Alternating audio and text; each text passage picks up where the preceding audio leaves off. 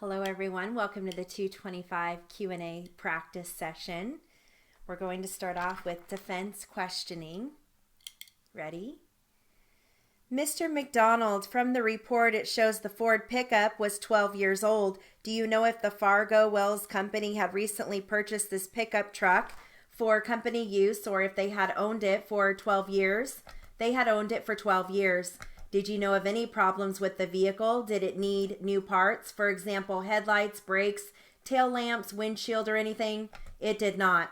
As far as you know, everything was in working order? Yes, sir. The cause of the accident, in your opinion, wasn't in any way caused because of any mechanical defects in the pickup? Not to my knowledge, no. Did you see the plaintiff at all prior to the actual impact? Yes, I did. When you first saw the plaintiff's vehicle, where were you in relation to the stop sign that was on North Dakota Avenue?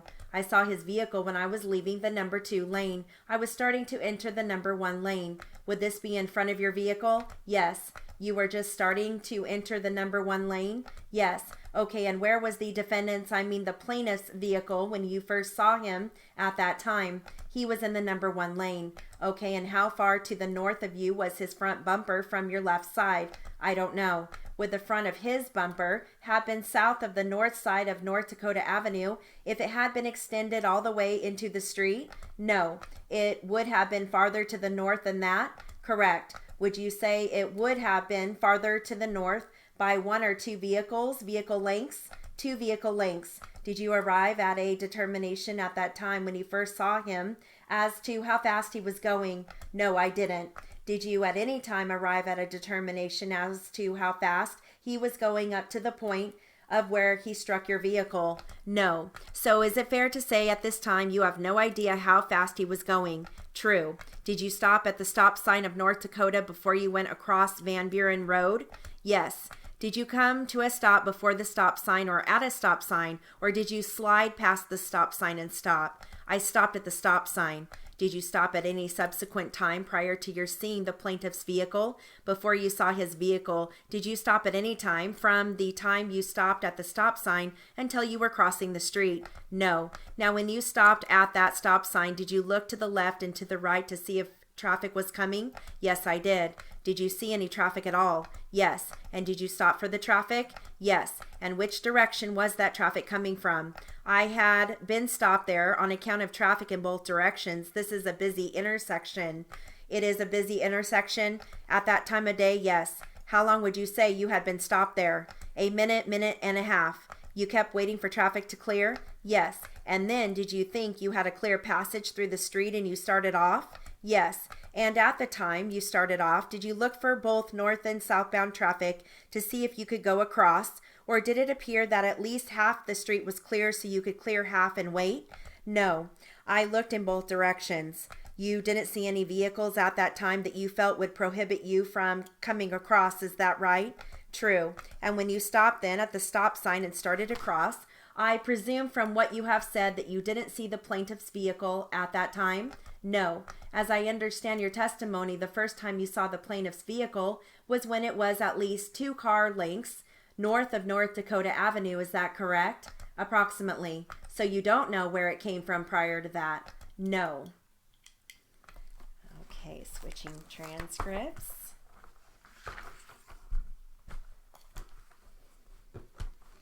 This will be plaintiff questioning. Ready?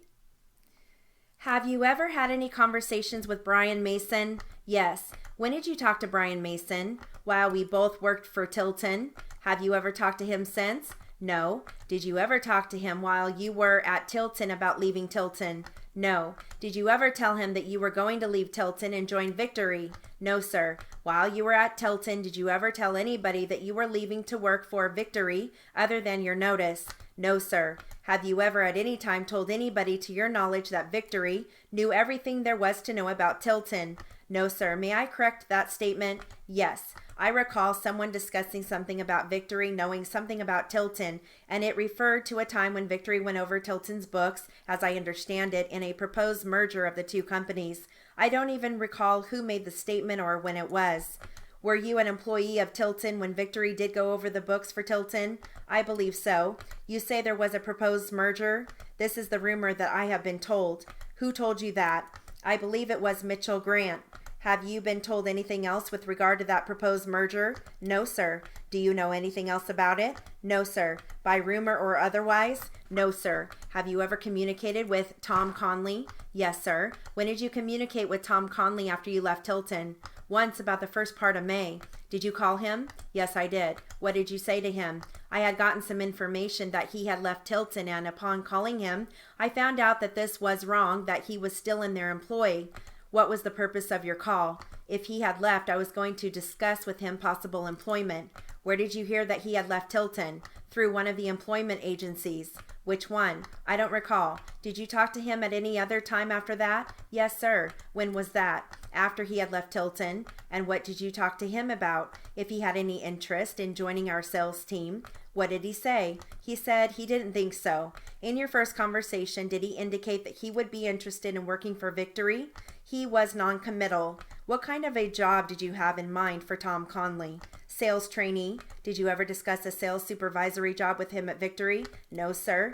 Where did you call him from in the first call? Houston, as I remember. Did you ever have lunch with him after you had left Tilton? No, sir. You only called him twice? To my recollection, yes, sir. Okay.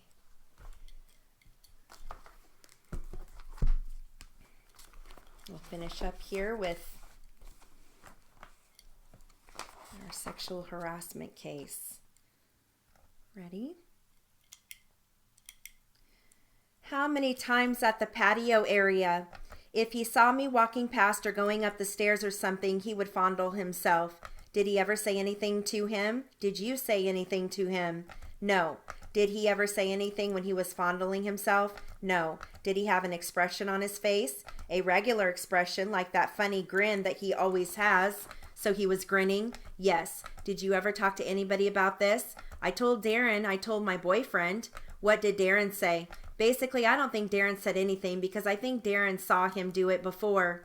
So Darren had no response? No. And you said one time Ian was there? Yes, Ian was in the custodian's office one time. My boyfriend went in there, confronting him. He was sitting back in the chair and fondling himself. The day he came to confront Nick, what he did to me, Nick was sitting back in his chair playing with himself. In front of your boyfriend? No, he didn't know my boyfriend was coming in there. And he was leaning back in his chair and fondling himself, and my boyfriend walked in there and said, my lady told me what you did to her, and Nick didn't say nothing. So he said, come on. He was mad and he walked out, and I grabbed the paper and Nick said, what is he talking about? And I said, you know what he's talking about, and I left. So did Ian say anything when he saw Nick fondling himself? No, guys usually don't say anything. Did he say anything to you? Did he tell you that he saw that? I walked out. When he went to fondle himself, I walk out. I won't just stay there. Okay, was there anybody else with you when Nick was fondling himself? The only one I know is Ian because Ian works with me Friday and Saturday, so I know Ian was there in the office on the desk, and Nick's sitting back in his chair fondling himself, and I'm sitting at another desk, like a desk this way and a desk this way. And when you walk in the custodian's office, Ian's desk is sitting at the end, and at the desk is Mark. Mark is sitting there, sitting back, and I am sitting at the desk. And with the desk Nick is sitting at, he's right across here. And Ian, yes, he saw him. What? Was that the only time, or was this more than once? That was the only time when he saw him. Did any other female custodians say anything about Nick fondling himself? No, they say other things like about Nick, but not about fondling himself. So did you used to talk to the other female custodians about Nick? I heard things, things that happen there. Did you talk to them? Yes. And when you talked to them, did you ever say, well, Nick is doing something to me? I said, well, Nick, yes, he is doing little things to me too. That's it. I didn't go through the details. Okay, so who did you talk to? I talked to Gina, the one who told me that Nick said to her, she asked to change her schedule. She worked at the war memorial. He tried to make her read between the lines and say, you know what you need to do. You know what you need to do. She said she never asked him about changing her schedule again. She needed to take a couple of days off. That's what it was. He said, you know what you need to do. Did he deny her days off? I don't think she even went forward. I don't think she tried to take the days off. So you told Gina Nick was doing stuff to you?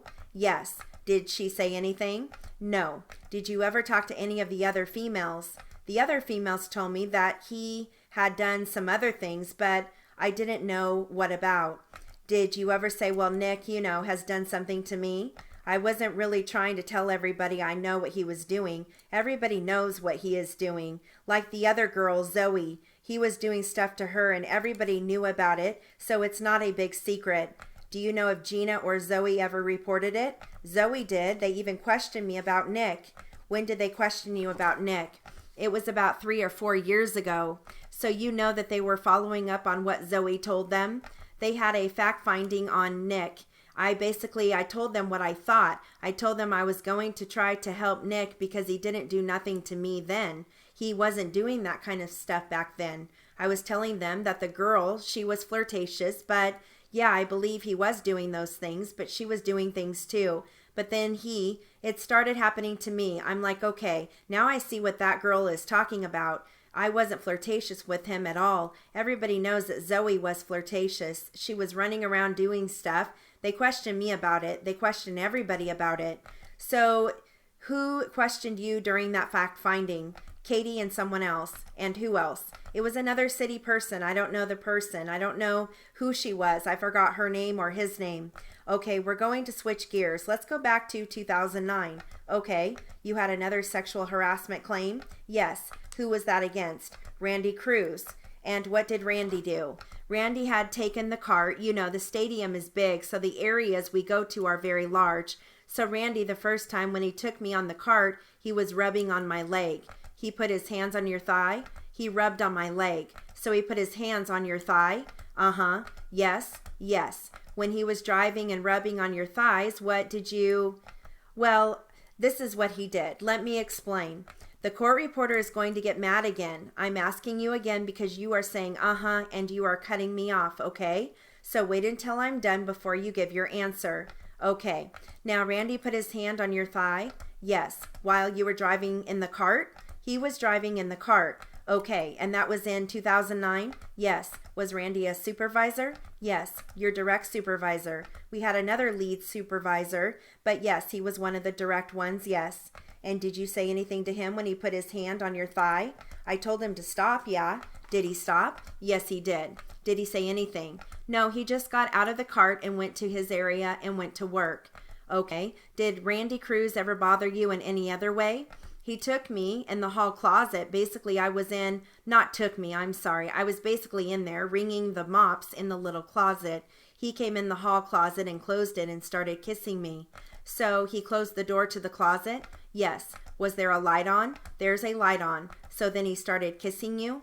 Yes. What did you do? I pushed him off of me and basically pushed him out of the hall closet from me, and then he just walked off.